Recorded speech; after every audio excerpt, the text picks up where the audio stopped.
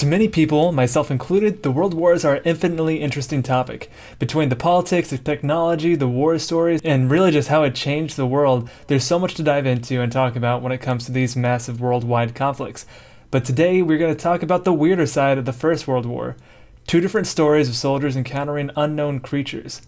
Hey everybody, and welcome to episode 20 of Legends and Loggers. My name is Zac Wohlstein, and I am an outdoor television producer, and I'm joined by my co-host and brother, Parker Wohlstein, and I'm a forester and a wildlife biologist. Today, we're going to be talking about the U-28 monster as well as the Hound of Mons. But before we get into the stories, Fuzz and I have decided that alcohol is bad and we're changing the show to Legends without Loggers. Yep, sober Thursdays. Sober Thursday, every Thursday. Yep. Nah, I'm just messing. So Fuzz, what you drinking? Yeah, we wouldn't be doing this podcast if we weren't drinking. Yeah. I've got Hound IPA. Hound. It's got kind of like a hound with some designs on them. It's an IPA out of Little Rock, Arkansas. Made by Lost now, Brewing. I want to pull back the curtain here a little bit. I just remembered Nicole called me about that beer. Oh yeah. Yeah. She was at the store. She was like, "Hey, what's the next episode? I need to get a beer." I told her what the next episode was. Well, she still called me though. I said, get anything with World War or dog. And then I guess she still just called you. Yeah, but there you go. And I got one. I'm actually pretty excited about this one. It's a fancy looking little thing. For a second, I thought that was a bottle of Sweet Baby Ray's. Yeah. I'm just going to straight up chug some barbecue sauce today. This one is a Flinsenberger Pilsner. A German lager beer, and for those of you that aren't aware, the Germans played a pretty big role in both of the world wars. So that's our connection here. And Germany decided to go to war choose again, its opponent. and as their opponent, they chose the world. That's one of the greatest. That's one of the greatest comedy bits of all time. Oh yeah. Good old Norm. Yeah, Norm Macdonald did freaking best. Did you mean to talk about bears?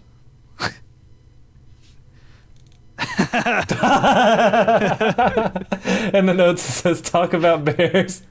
So Fuzz, what are your opinion on bears? I was about to say, like, I'm down, but I don't know what it has ready and to do about the episode. Yeah. All right, now that we have the beers out of the way. Oh, now that we said what they are. Yes, sober Thursday. World War One. Yeah, World War One. Quick thing though, there's like some mud and stuff on the side of this for whatever reason. So I brought a little napkin. I'm gonna wash this off because it's like on the lip and everything. Really seals in the flavor. Yeah, I'm gonna pop this bad boy open. Oh, that's a good shot right there. Pretty cool. Should have been spilling everywhere though. Yeah, it is a little bit. Wow, I have a beer that didn't spill all over my floor. All right. Cool. Things are going our way, Brother Fuzz. All right, I'm giving this a little wipe down. Hopefully it's okay. It's an IPA. Not much to say about it. It's not as bad as some other IPAs I've had. Solid. But it's an IPA. It's just a beer. It's not the tastiest beer, but it's not bad. That's for goddamn sure. Solid. Yeah, I'm actually an IPA guy now. No, you're not. Stop that. I'm just joking. What a jokester. What an absolute trickster. The taste is nothing to write home about with this one. It's not bad, but it's not great. Same with mine. Like, if I think of IPA, it tastes like that. For me, if I were to think of like a not light beer, not heavy beer, just like run-of-the-mill beer, that's what this is. Special. No, it just says that it's their first IPA. Oh, but it's a special edition can. Yeah, I gotta say, 10 out of 10 for presentation. That's pretty fun, right? You know what? I'm gonna preserve the freshness. There you go. Arkansas owned. This one's a product of Germany, despite being English all over. Don't know if I trust it. Faking. Yeah, right. All right, so the first story of the day follows a German submarine, the SMU-28, which is a Type U-27, confusing, U-boat that launched on August 30th, 1913, and wasn't serviced until around 1917. Now, during its service, it went on 5 patrols and sunk 39 merchant ships. What a dick, right? Classic Germany. Yeah, right. 1 auxiliary warship and damaged 3 merchant ships. Now, the first commander of the ship was, Fear George Gunther von Forstener. Freiherr George Gunther von Forstener.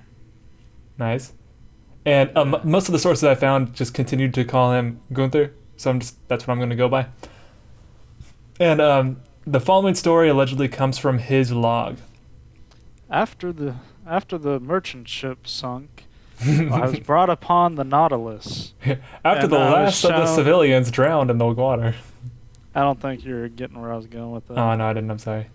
10,000 Leagues Under the Sea, Jules Verne. I haven't actually read it. Oh, my gosh. I know. I've read Journey. Okay, that's good. Jules Verne is... that whole era of... He's the second coolest guy named Jules. Of late 19th century, early 20th century adventure books are the greatest. Well, adventure books, and then just like that, like it's not full on science fiction, but like that science fiction-esque stuff, like the like War of the Worlds, Journey to the Center of the Earth. Yeah, anything by Jules Verne or like Conan Doyle, fantastic. Yeah, good stuff. Yeah. I don't know if we already talked about it. I just finished reading The Road by Cormac McCarthy. Yeah, did you see the baby part? Well, it's implied. It's not like I thought it was going to be like a full-on like, hey, we're going to eat this baby, but it's implied that they're going to eat the baby. Or that they did eat the baby. But still. Yeah, but I have to say, rough. Like I know we're getting off on a tangent here, but I freaking loved that book, dude. I haven't enjoyed a book as much as I enjoyed The Road in a while. And there's another good one by him. I've read a few now. I've read Child of God, Blood Meridian, The Road, and I haven't read No Country for Old Men yet, but I have that one ready. Yeah. Nice. But books. Yeah. Books. Pretty cool. Check them out. All right. So going back, we're talking about the first commander of the ship. His name was Gunther, or at least that's what we're going to call him. And this comes right from his log. On July 30th, 1915, our U-28 torpedoed the British steamer Iberian, which was carrying a rich cargo across the North Atlantic. The steamer sank so swiftly that the bow stuck up almost vertically into the air. Moments later, the hull of the Iberian disappeared. The wreckage remained beneath the water for approximately 25 seconds, at a depth that was clearly impossible to access, when suddenly there was a giant explosion, which shot pieces of debris, among them a giant aquatic animal, out of the water at a height of approximately 80 feet. Huh. Which, that's really high. That's really high. It blew this animal just clean out of the ocean. Yeah, exactly. It's probably just like swimming along. All right, what am I going to eat next? Yeah.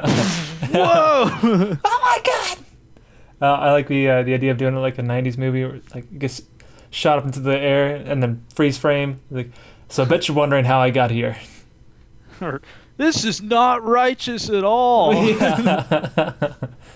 So still following Gunther's log, it says, at that moment, I had with me in the conning tower 6 of my officers of the watch, including the chief engineer, the navigator, and the helmsman.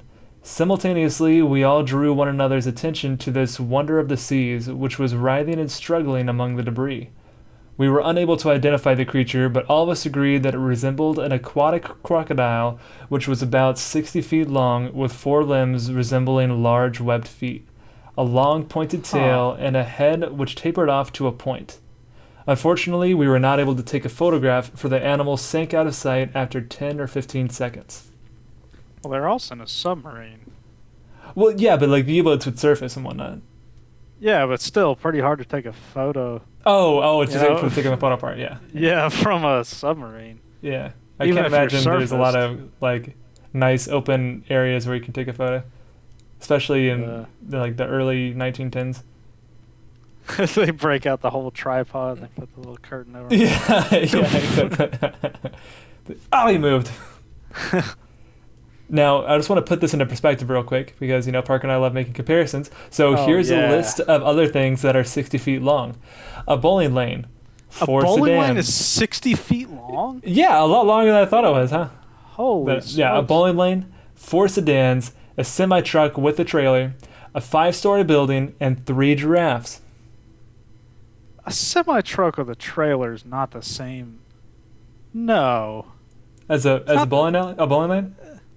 No, I understand that one. A semi-truck with a trailer cannot be the same height as a 5-story building. Come on. How tall are the stories, man?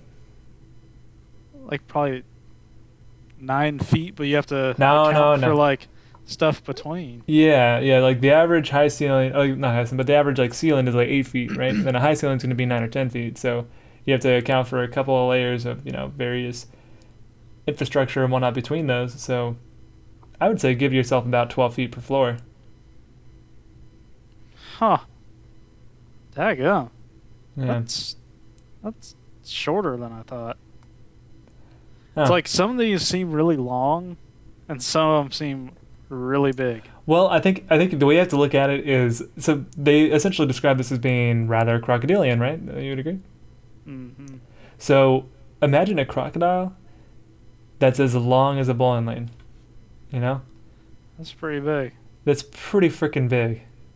Mm-hmm. Or even, like, to me, the idea of like a semi-truck length. That's that's crazy. That's a giant creature. But whenever you say 5-story building, that's like, whoa! Like I think of like King Kong as being like 5 stories tall. Well, King Kong was canonically 25 feet tall.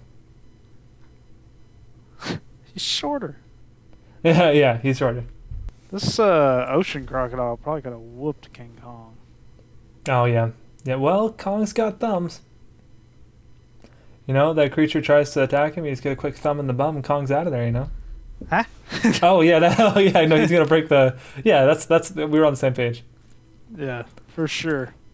So, that's actually the full story of the U-28 monster. It's a super short one, but also it's so small because it only covers one singular encounter experienced by the crewmen of this U-boat.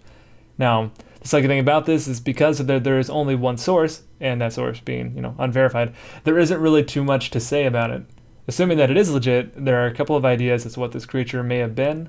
Because the creature is described as being very similar to a crocodile, the first and foremost, and the most obvious theory, is that it's simply a large crocodile.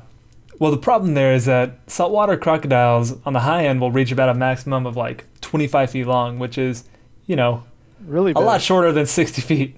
Yeah, really big, but not 60. Not 60. But on a brief aside, 25 feet is also freaking big. Yeah, that is so long. The average height of the ceiling in a room is 9 to 10 feet tall, and crocodiles can grow over be twice that. So I mean, that's pretty freaking wild. They're big. Not to mention, going back to King Kong, at least in the 2005 Peter Jackson's King Kong, it was 25 feet tall. So imagine a crocodile as big as Kong. Wow. And as handsome. Try, if you can, to imagine a crocodile as handsome as King Kong. Yeah, bet you can't. You can't. It's but yeah, even just a crocodile being 25 feet long, that's like a literal living monster. But as big as that is, it is only half of the height of this beast reported by the U-28 crew. Now, could this animal be an anomaly that just so happened to be a huge freaking croc? No.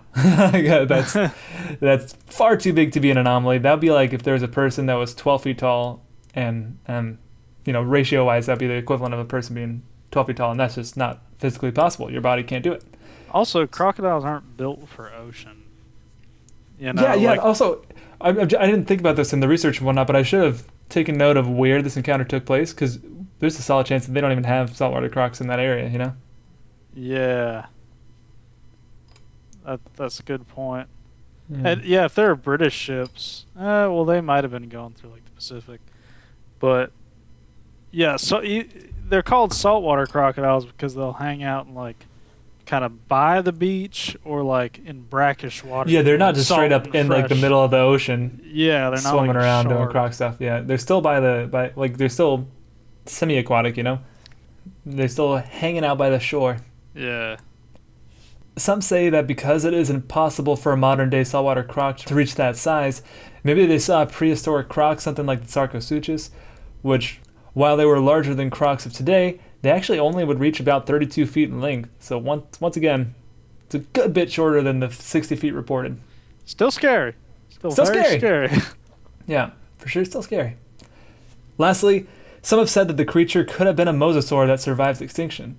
So it's time to go into this rant again real quick. I won't go into the full thing, but if you want to hear my complete thoughts on extinction and creatures potentially beating extinction, check out episode 7 on the Mokole Memimbe. We go real in depth on what exactly the KT extinction was and how devastating it was. But for today, all I'm going to say is that it is super freaking hard to beat extinction. Like, dang near impossible. But that being said, we know that crocodiles and some type of fish have survived as far back as 240 million years ago.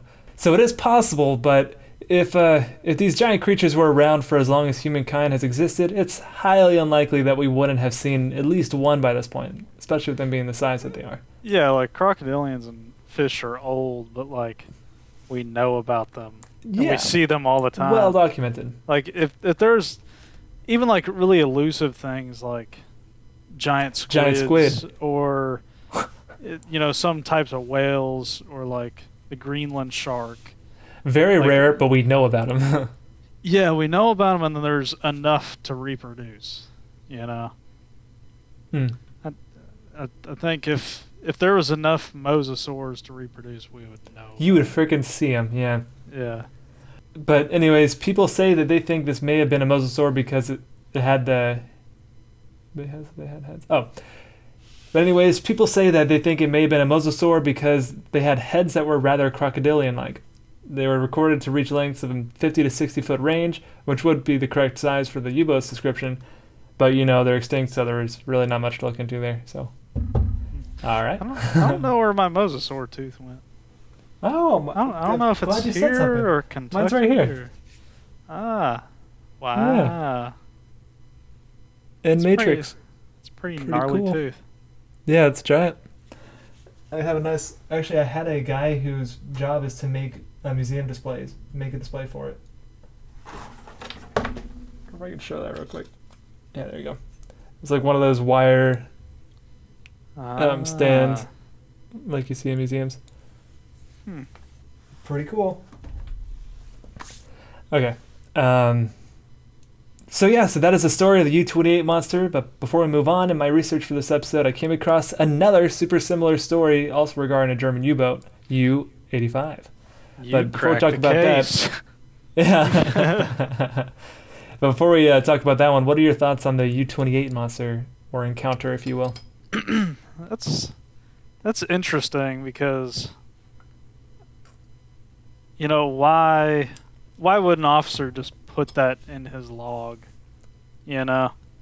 Like, theoretically, unless something really weird happened, like no one was ever gonna know about it, because like they would probably only check his log if like something happened, or they want to know like if he was just taking notes on like what to report back to other people. So kind of weird that shows up. Then again, you said it's unverified, so yeah. So did it show up? Yeah. Who knows, man? Who knows? Did the engineer and the helmsman have logs or no? If they did, they never came to light, or they never got attached to the story. So, yeah. Who knows? There is a lot of weird stuff out in the ocean, though. Yeah, ocean's scary, dog. I mean, I don't. We were talking about the giant squid. I mean, we didn't find that thing until like, I think it was like at least 2000 or something. Yeah, like no, that. me and Parker, we were out at the ocean one time, and it took us a while, but we found it. Yeah, it was a lot of swimming. A lot of swimming. Yeah, I held my breath for 3 days. Yeah, it was really impressive, considering he was I was gonna say one, but you weren't even one. Yeah. All right, so moving on to the U-85. The U-85 entered service on October 26, 1917, and on the ship's second patrol, it was spotted by the HM drifter Coreopsis 2, something like that. Coreopsis 2, yes. The ship attacked the U-boat with depth charges, and it became flooded due to a partly open hatch while trying to avoid the attack. The flooding could not be stopped as cables for an electric heater in the officers' quarters had laid throughout the watertight door. Oh no! Yeah, right. That's pretty messed up. With no other option, the submarine was cold forced. in here. I must have my electric heater. Put that heater. So with no other option, the submarine was forced to the surface so the crew could escape. The crew abandoned the submarine, and there was no recorded casualties of the crew being taken as prisoners of war. It is here that things took a strange turn. Upon being picked up by British forces, the German sailors began claiming they had been attacked by a mysterious sea creature that had damaged the sub. Yeah. Reportedly, the British sailors were initially skeptical, but after examining the German sub before it sank, they found that it had been damaged by something that had bitten a large chunk out of the submarine's side. Out of metal. That's pretty impressive. The incident became widely reported in the media, with some newspapers claiming that the U-boat had been attacked by a giant octopus or a sea serpent. When the captain was interrogated, he claimed that the night before the British attack, the ship had surfaced to recharge its batteries. It was then that the ship had been attacked by a large sea creature, damaging the submarine and leaving it unable to submerge. The captain was adamant something unknown had attacked his boat. So yeah, that is the U-85 story. Interesting. Yeah. So like they got hit by the British charges, and then it started flooding, and they tried to escape, and then they're like, "But look, there's bite marks." It's like, yes, okay, don't kill us. We were attacked by a monster. Yeah, you didn't get us. Yeah. We knew you were. So one inconsistency I just noticed in that story. This last part of the story said that they were attacked by that creature the day before the British, whereas earlier in the story they made it seem like they were attacked after the British. Mm-hmm. Not that the British attacked him, it was a depth charge, so like it was already there. It's not like the British was there firing on him, and then whenever the British came and found them, they were like, hey, while we were waiting for you, we were attacked. You know? So, also, it said they were unable to submerge because they were attacked the day before, yet they were hit by a depth charge and were forced to surface. So, I don't know. Silly story. That doesn't add up. Yeah, that's kind of weird. Yeah. A lot of now for this story, those are a couple of real big inconsistencies. But now for this story, the most prominent thought was that the ship was attacked by a giant squid, which isn't a crazy thought, seeing as there actually have been confirmed cases of giant squids attacking submarines. I mean, they vaguely look like sperm whales, you know? I haven't seen one myself. Going from submarine to whale isn't the biggest jump. Oh, I see. If you're a squid. The submarine looked like... Oh, yeah, okay. Yeah. If you're a squid, it's like, barely has a large nervous food system. source. Yeah. Yeah. I mean, squids don't have brains. So yeah. I don't think they do. But considering the damage done to the sub, particularly the large chunk taken out of the submarine's side that had been bitten off, doesn't really fall in line with the damage done by other squid attacks. So, don't know about that. A couple other possibilities mentioned are hallucinations, or that the whole story was just made up as German propaganda in order to save face and not admit that one of their ships had been destroyed by their enemies, which is kind of what you and I were joking about a second ago. Yeah. From what I know about Germany, it could go either way because they're both very proud, but then you start looking at all the World War II stuff, and like Hitler's like talking to his chief officer below him, and he's like, "You got to find the Holy Grail," and the guy's like, "What?" You know, like. Come on, the Holy Grail, the Ark of the Covenant, whatever Indiana Jones is after now, come on. Yeah. Heinrich Himmler was really into just all this freaking everything, dude. Witchcraft and artifacts and aliens and all that stuff. Man, he must have had like such a bizarre job, you know, trying to like hunt down all this occult stuff and whatnot. That'd be, of course, if not for the Nazi aspect of it, that'd be a cool job. Well, I think he was the one that actually got Hitler like onto a lot of that stuff. Like Hitler was vaguely normal, and then Himmler comes up and he's like, "Hey, bro, if we find the Fountain of Youth, you're gonna live forever." And Hitler's like, "Really?" Like, do you know how easy it is to win a war when you can't die? Yeah, and he's like, Himmler's like, and if we make an Antarctica base, we can probably get in contact with aliens and start using their tech. And Hitler's like, oh, of course. I agree. Get on it, but keep killing Jews and don't get distracted. Yeah. I think he had like multiple chief officers. I think Himmler was like almost strictly like you tell me about and you find occult stuff. Yeah. And these guys go and do the actual war. I imagine he's like talking to his friends and he's like, oh my god, I got stuck with just finding the cool stuff. Pretty cool. Right, guys? Right? That kind of changes the whole narrative where it's like, some young men were just forced into being a Nazi. I mean, yeah, you're a Nazi, but like you could join and be on the task force that's just out in Saudi Arabia looking for the Ark of the Covenant. That'd probably be the best position to have. Yeah, right. Like being totally away from the actual front lines and whatnot. Mm-hmm. Yeah. Until Indiana Jones comes away and punches you out with a throws ridiculous sound you effect. Underneath the treads of a tank or something. Yeah, or puts you into your own plane's propeller. Yeah. He was brutal sometimes. Yeah, he killed a lot of people, dude. For a teacher, for a professor, he killed a lot of people. And got away with it because it was the 30s and 40s. Yeah. Okay, so multiple sources draw attention to the fact that the story didn't really come into circulation until 2005 and is almost certainly made up. So, yeah. Nice.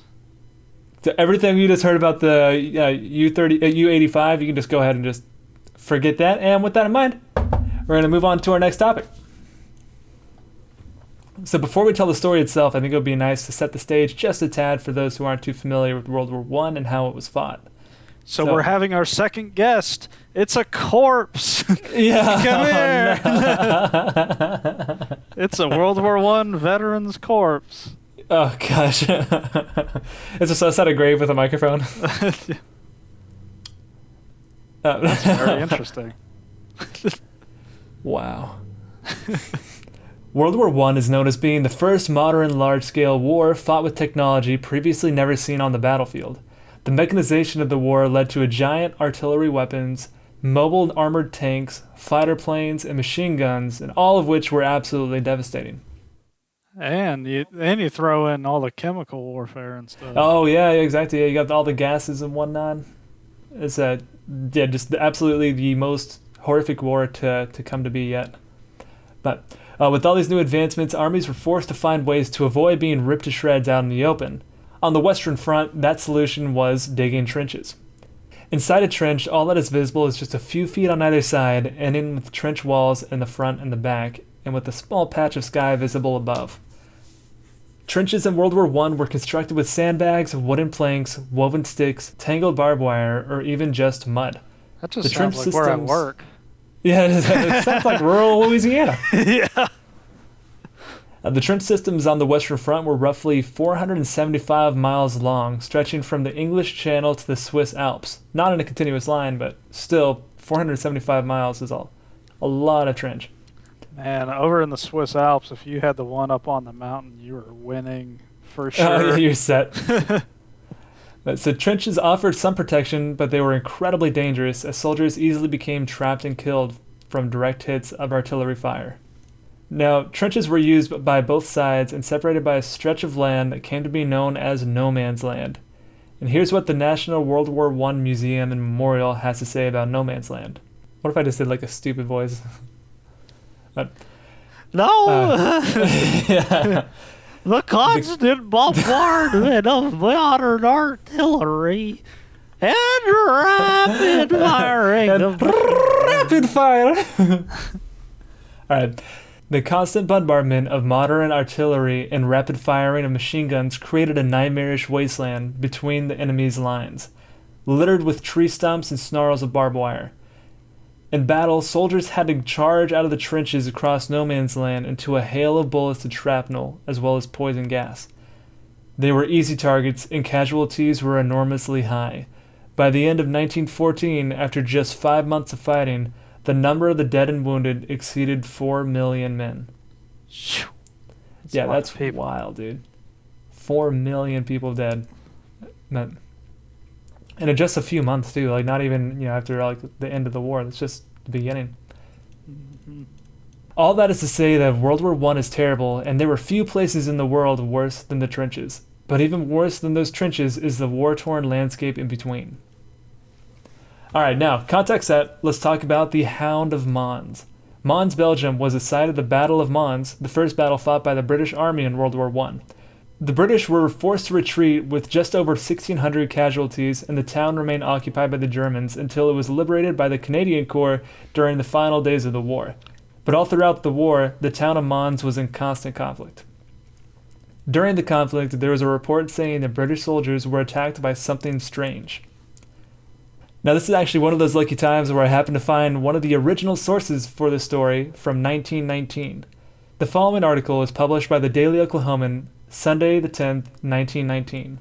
And for this one, there's a few like titles that are, or like subtitles, if you will, to this article that pop up throughout it. And I will say that separately so it doesn't just sound like a random, sentence. So, first title, Weird French Hound is declared reality, teeth marks left on wounded as proof. Just take a pause from the story before we actually get going. What a crazy title, right? Teeth Weird. Marks left on wounded as proof. Yeah, Weird French Hound. It sounds like they're making fun of some French harlot. Yeah. This French dog over here. Yeah. So, the weird legend of No Man's Land, the gruesome epic of the Hound of Mons has, according to F.J. Newhouse, a returned Canadian veteran, been vindicated throughout Europe as fact, not fiction. For 4 years, civilian skeptics laughed at the soldier's tale of a giant skulking hound which stalked among the corpses and shell holes of No Man's Land and dragged down British soldiers to their death. An apparition of fear-crazed minds, they said, but to the soldiers it was a reality, and one of the most terrible figures of the war. The death of Dr. Gottlieb Hochmuller, German names, in the recent Spartakian riots in Berlin, said Captain Newhouse, has brought to light facts concerning the fiendish application of German scientists' skill that have astounded Europe. For the Hound of Mons was not an accident, a phantom, or a hallucination. It was the deliberate result of one of the strangest and most repulsive scientific experiments the world has ever known. So that's the first paragraph there. We can take a break and talk about that. We're getting some Frankenstein-esque science going on here. That's pretty exciting. I wasn't expecting that to come up, but, I mean, both World Wars, Germans really liked strange experimentation on just about everything. So I'm curious where they're going to go with it. I know a lot more about World War II than I do World War I, so I myself can't attest as to whether or not they were doing this type of, occult or abstract science stuff. But they were definitely working on different gases and like chemical warfare and whatnot, so there's science going on there. Yeah, I'm curious where they're going to go with all that in the article here. So the second subtitle, Teeth Marks in Throat. What was the Hound of Mons? According to the soldiers, the legend started in the terrible days of the defense of Mons.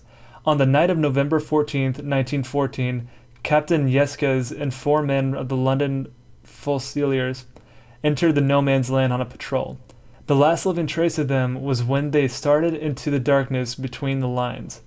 Several days afterward, their bodies were found, just as they had been dragged down, with teeth marks at their throat. Several nights later, a weird, blood-curdling howl was heard in the darkness toward which the British trenches faced. It was the howl of the Hound of Mons. From then, this phantom hound became the terror of the men who faced death by bullets with a smile. It was the old fear of the unknown. I don't know who wrote this article. I should have looked into who actually wrote it, but I like the horror poetry that they're throwing into this as well. I know. They're making a pretty hardcore story. And I was about to say, I was like, daggum, I want to make like a metal EP where every song is one of these subtitles. Like teeth marks on throat, then a howl is heard. Yeah, that's the next subtitle. Howl is heard. And then the next one's even crazier, but let's not talk about that yet. The next section, howl is heard. Patrol after patrol during the 2 years of warfare ventured out only to be found days later with the telltale marks at their throats. The ghastly howl continued to echo through no man's land. Several times sentries declared that they saw a lean, gray wraith flit past barbed wire, the form of a gigantic hound running silently. But civilian Europe always doubted the story.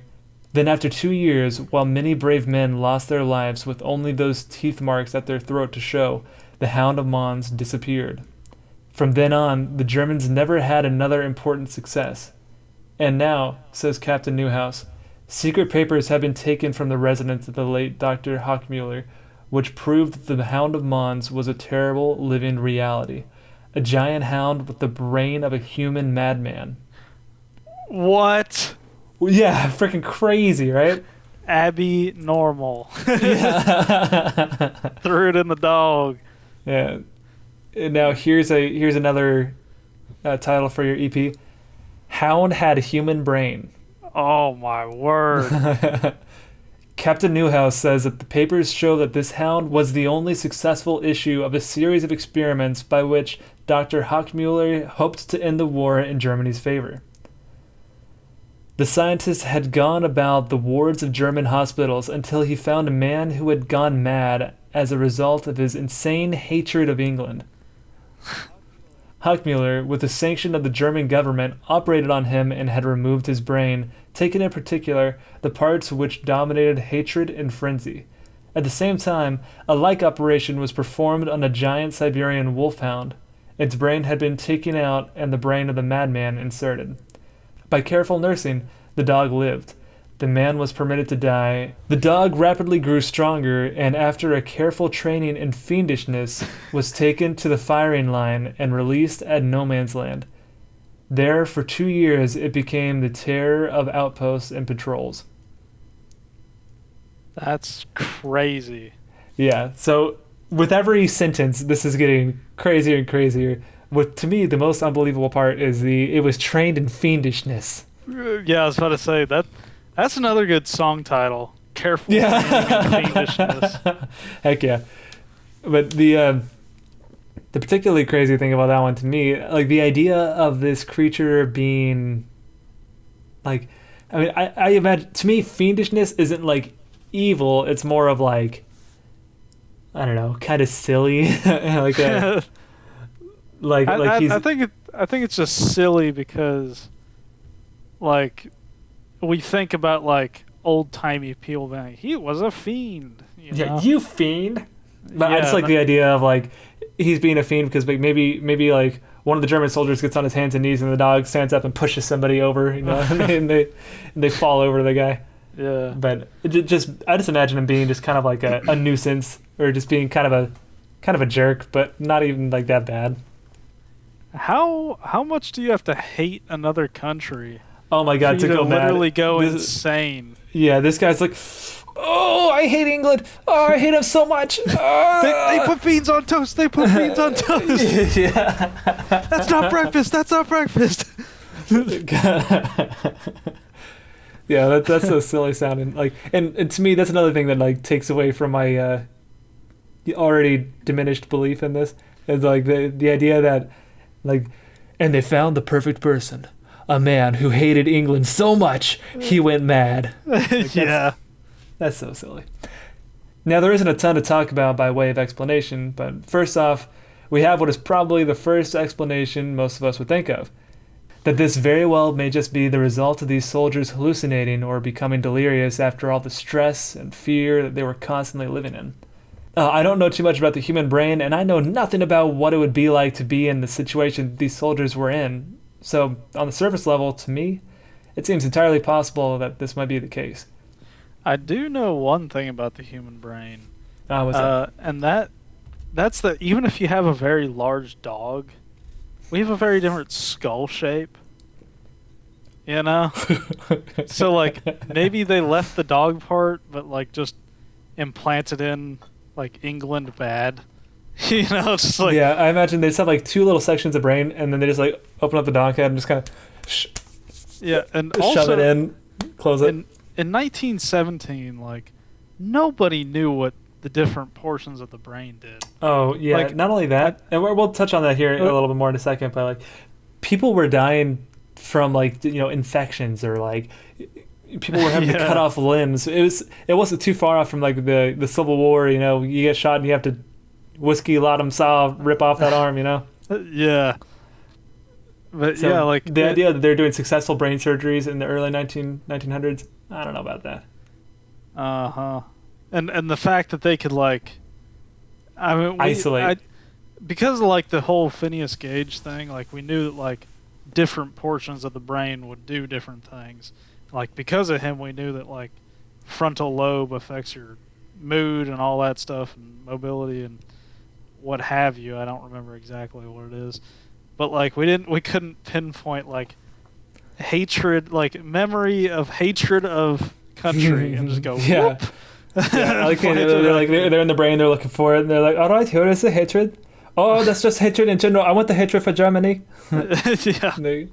Wrong. Oh, sorry, the hatred for England. Yeah.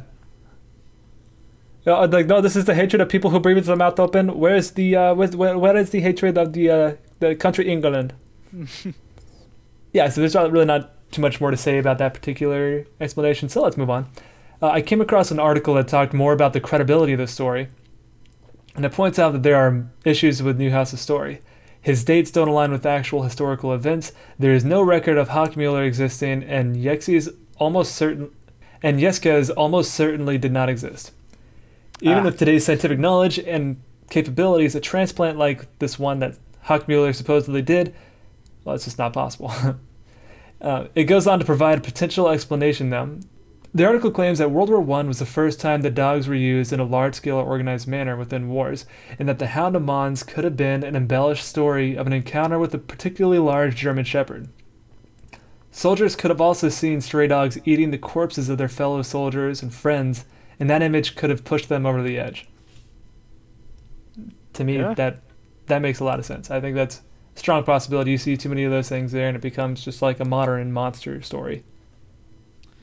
Yeah, if you're already under, like, that much stress and, like an unbelievable amount, exposure to gas and all these, like, just explosions and, bullets raining down, it's got to, you're watching people get their legs sawn off because they're infected or have trench foot. Yeah, you could probably pretty easily go decently crazy and be like, there was a ghost dog. Yeah. When it's just like an attack dog. Or, like, that explanation almost becomes easier to the mind than the reality. Mm-hmm. It's like thinking of something monstrous as opposed to it being something so, I guess, unimaginable when it comes to, like, reality. I don't know. Yeah. Lastly, this article poses the idea that the Hound of Mons' origin may not have come from canines at all. Here's what the article says. The Hound of Mons could have been the desperate effort to rationalize what was happening with the rats. There were accounts of rats as big as cats, fat with human flesh, rats gnawing through people's eyes before they burrowed into their corpses, rats attacking and eating injured men who couldn't defend themselves. Seeing something like that could easily leave a soldier spinning tales about hellhounds as a method of comfort. In the end, demons might have been preferable to reality. Jeez. Yeah, but that's pretty freaking heavy. And that goes on to, like, that's essentially what we were saying before with, like, the may have been dogs. But instead of people rationalizing what was happening with dogs, it's rationalizing what may have been going on with the rats. And it is extremely well documented that rats were a huge issue within the trenches and whatnot. So I think that one holds, out of all the theories, that one probably holds the most weight to me. Yeah, and if you're in the trench, like, if you're in no man's land on a patrol and you finally find the last patrol, I don't know how much time you're taking to be like, well, these are not canine teeth marks. So that's true. That's true. If rat. You just see that there's, like, some sort of nod teeth marks in somebody's neck, you're not going to be, like, comparing to make sure you got the right teeth marks or whatever. Yeah. You're not going to, like, bust out your calipers and be like, well, a rat's tooth is only... Well, this looks more along the lines of the canines of Irish red setter. Yeah. I don't think they're going to be doing that. They're going to be like, dodging bullets and gas. Oh crap, he bit! And then keep running. Uh-huh. Yeah. That's crazy, though. Yeah, that story is insane. One thing that just makes it better, like the story's really interesting, but also there's a fine line with old-timey writing. Like sometimes it's just like almost incomprehensible, and then other times they just write so much more beautifully than anyone does today.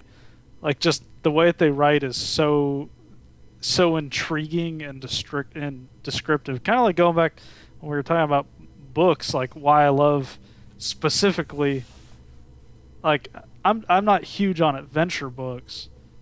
They're all right, but specifically I absolutely love any adventure books from like 1850 to like 1930.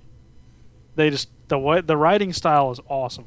And that's what I love about and also this primary their words are so purposeful and whatnot too. Yeah, I love that, but the story is crazy. Yeah, and like I remember that when I was like I've heard about the Hound of Mons before and like the original. Oh yeah, because one thing I didn't talk about earlier is if anybody that plays like Call of Duty Zombies and whatnot, the Hound of Mons is supposedly one of the main origins of hellhounds, or like the idea of hellhounds. So, I was excited to talk about it just because like, oh cool, hellhounds, that's freaking rad. And like at first I was like, oh what a cool story, and then like the longer you go into it and whatnot, it's still a fun story, but it's like, oh well, this is absolutely not real. Like this is a crappy Universal horror movie. Yeah, this time Igor put in the right brain. Abby Normal was supposed to go in the dog. Yeah. Yeah. That's crazy. Also, it seems kind of just like British propaganda. Like, they're so evil, they're doing these wacky experiments on putting man brain into dogs. And not just a man brain, a man who hates us. Yeah, a madman. A madman who hates us. Could you believe it? Yeah, that's crazy. And to a dog! Are they calling us dogs? Yeah. Yeah, so... Well, I think that's about all we have for today. And like I said in the beginning, I am super into history, and I find the world wars infinitely interesting. And by proxy, this was like one of the episodes that I was really looking forward to talking about. And I very much enjoyed researching this one. I hope it was interesting and entertaining for you guys as well. But a quick little announcement here, I suppose. Parker got a new job, which is super exciting. He's going to be moving up to Michigan here in just under a month. Wow. Yeah, like two. I think by the time this airs, like 2 weeks. So I'm moving from the Gulf of Mexico, basically, to Canada, basically. Yeah, the exact opposite end of the country. Uh-huh. I'm going from 100 every day for 2 months to in the negatives. So. Oh, boy. Didn't see any snow this year to, on average, at least 270 inches. Real. God dang, dude. That's too much. I don't care for that. But hopefully you like it. I'm excited for you.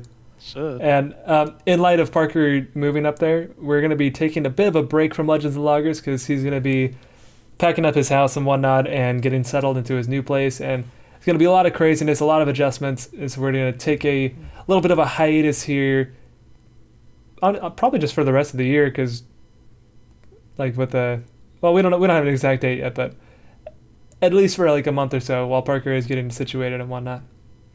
Mm-hmm. But yeah, getting the Wi-Fi figured out and all that. And getting settled in. And in that time, I'm gonna be like, I know I've fallen off making some of the social media posts and whatnot, or the TikToks and the YouTube Shorts, but I'm gonna try and start pumping some of those out again and keep the Legends and Loggers train moving. You know. Yeah. Yeah. This is the part where we normally talk about what we're going to do next week, but we'll see you in a while. Yeah, let's have a cry session. Yeah, let's have a collective cry right quick.